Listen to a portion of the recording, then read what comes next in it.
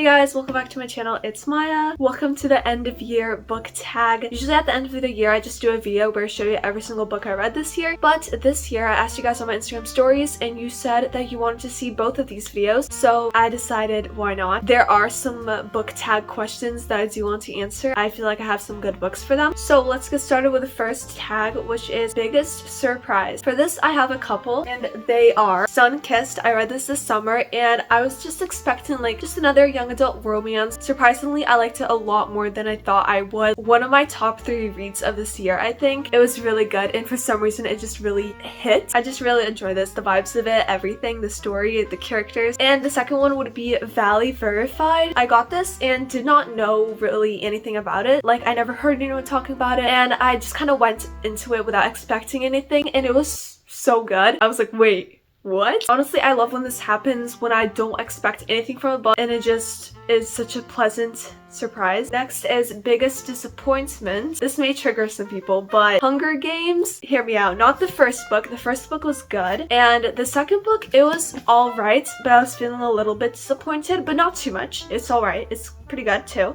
And the last book is where the disappointment really hit. Basically, this series kind of like went downhill a bit in my opinion, but I just didn't like this last book at all. It was like probably a 1 star or 2 star, 1 star probably. I didn't like where it was going. I feel like the plot or story could have moved in a different direction and I would have liked it more that way. But that's just my opinion. So next is books I didn't get to read but kind of wished I did this year, but I guess I'll have to next year. That would be the rest of the Legendary series. I read the first book like last year. I wanted to read this one this year and as well as the rest of the series. Basically this, Finale, and Spectacular, because Spectacular is a Christmas novella and I wanted to read it in time for Christmas, but oh well. So I guess I shall be finishing the series in the new year, which is in like a week, a few days. But one of you guys commented that this book does not follow Scarlett and Julian. The main character here is Tella and I was really looking forward to Scarlett and Julian, so now I'm a little bit less excited to read this, but I still will obviously. Perhaps Finale will have more of them. Now, the best book recommendation that I received, to be honest, I feel like I get most of my book recommendations online, not from people telling me, unless it's you guys. But the one I chose today, I couldn't really think of any other book recommendation I received this year, to be honest, except for this one, but this one was really good. My sister, Adela, she read and recommended this book to me, and then I read it in the summertime, and it was so fun, with childhood vibes, summer camp, and I enjoyed it. Now, a new favorite author, I think that would have to be Anne Liang. She wrote these 2 books and they're the only ones I read from her yet, but I may or may not have gotten another book of hers for the holiday season as a gift, so watch out for a future video. I'm planning on showing you guys all the books I got for the holidays. It's gonna be like in a bookish video, part of it, so. And I feel like her writing is so bingeable, like I breezed through these books. And for an author that didn't work out, I'd say Suzanne Collins. I didn't love this series as much as I expected, so I probably wouldn't be interested in the other Hunger Games books that are coming out, like the prequel and then the sequel to the prequel. Now for my favorite book couple of the year, I would have to say Slory and Nathaniel from ASAP. That's them on this cover and they're just a great couple. It's so fun to read about and this is like a sequel to XOXO. I loved reading about these 2 characters. Now for the quickest read, that would be Oh My Gods. I read this in like 2 days. I was trying to read a lot of books to include in a summer book recommendations video and this was one of them and it just sounded like something that middle school me would like. It's an earlier 2000s book, kind of like, you know, your basic cliches, perhaps cheesy if an older person is reading this, but not if you read stuff like this when you were a kid, so then it just feels nostalgic and nice. I bought this from a secondhand website because I couldn't find it anywhere else, but yeah, 2 days, that's like really fast for me. Next is a book that I DNFed straight away. Right off the bat, I started it and I immediately put it down. I just knew I could not read it. And I also went to the store and returned it because I just don't need it if I'm not gonna read it. That is Assistance to the Villain. This is like a pretty trendy book on Book Talk, but I got it without knowing it was a Book Talk book. If I knew, then I probably wouldn't have gotten it because I don't really trust the nowadays trending Book Talk books. I like old Book Talk with like The Cruel Prince, Heartless, Clerval, Throne of Glass, you know, those good old classics. But this felt really bad, like the writing, it felt like a first draft. It just had that basic book talky feel to it. I feel like this girl just wrote out her daydreams. It definitely was not for me. Now for the best plot twists, Traitor to the Throne. This is the second book in the Rebel of the Sands trilogy, and I read this year, and oh my gosh, look at this. See how thick it is? Almost every chapter in this has a plot twist. Maybe not every chapter, but you get what I mean. It felt that way for sure. The plot twists were crazy. I was really enjoying this. I had to put it down multiple times. I was just like staring at the wall, smiling like,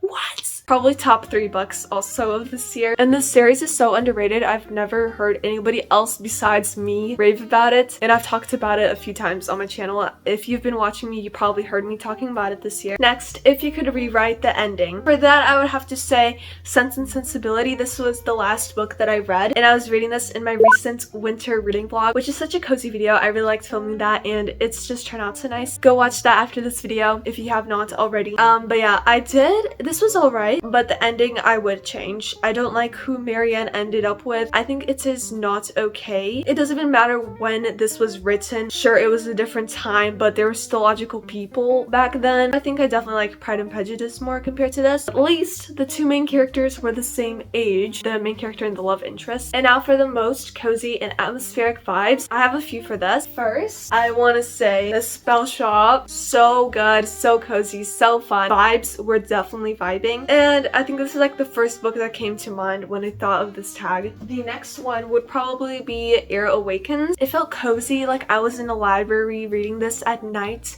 by candlelight, and it was also so perfect to read in autumn. And now the third book is down here. I read this in the beginning of the year, and that is The Night Circus. This is quite long, I think like 500 or almost 500 pages, but I did enjoy the vibes of it too. It was very atmospheric, dark, and immersive. Although I feel like some parts may have dragged on for a bit too long, the vibes, they were still there. So I feel like this fits this tag really well. And now for the best banter, I could only think of one book for this. That is, I hope this doesn't find you. This is like a academic enemies to lovers, so they did have lots of banter between them. And I can't really think of any other book that had banter, so this. Or at least no other books had enough banter to make me remember that it had banter. The next one is Funniest Moments. We're gonna mention 2 books that I already mentioned. Traitor to the Throne, which is not only rich in plot twists but also in humor. There were some lines that I just reread multiple times because they were so funny, and I just overall had such a good time with this book. And the next one is The Spell Shop. It's so cozy and fun and funny. Very funny. I laughed a lot too. Now for a book that was not worth it, Rebel with a Donut. It just dragged on for way too long. For 353 pages, that seems too long for a young adult romance where absolutely nothing happened pretty much. It's very unmemorable and very repeatable, like the same things happen over and over, same kind of scenes, settings. Yeah, I just think this wasn't that worth it. And I also want to quickly mention Mockingjay, which I already talked about. And now for the most addictive book, that would be K-Pop Revolution. This is the second book of K-Pop Confidential series, and I don't know what it is with K-pop books, but every single one that I've read, which is 4, I think, not that many, but they were all really, really good, fun, and addicting.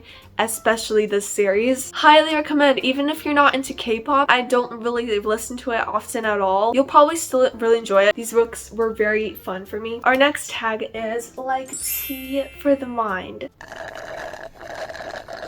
This basically means comforting, quiet books, not overstimulating, that are just like good for a mental reset, but at the same time are fun and entertaining. And hopefully you know what I'm trying to get at. Pride and Prejudice. I can see why people like this. On a scale of 1 to 10 being 1 not worth the hype at all and 10 being fully worth the hype, I think I'd give this an 8. I liked it. I was surprised how it felt very comforting yet entertaining at the same time. It was definitely more slow paced, but I really enjoyed the story, seeing what the characters did next, and reading this felt like a very restful experience. Now for the most informative, that would have to be Valley Verified. She went from working in the fashion world to the tech industry, which was really fun to read about, and it was very fun, yet at the same time you're kind of learning things about the industry, which was really fun. And also I could relate to the marketing aspects of her new job, so it was fun to read about something that I know and do. And the other one would be Reef Life. This is a nonfiction memoir about the author, how he became a marine biologist, and this is very informative. I learned so many new things about coral reefs and oceans, and I just really like expanding my mind like this, learning new things, and this is such a fun way. It feels like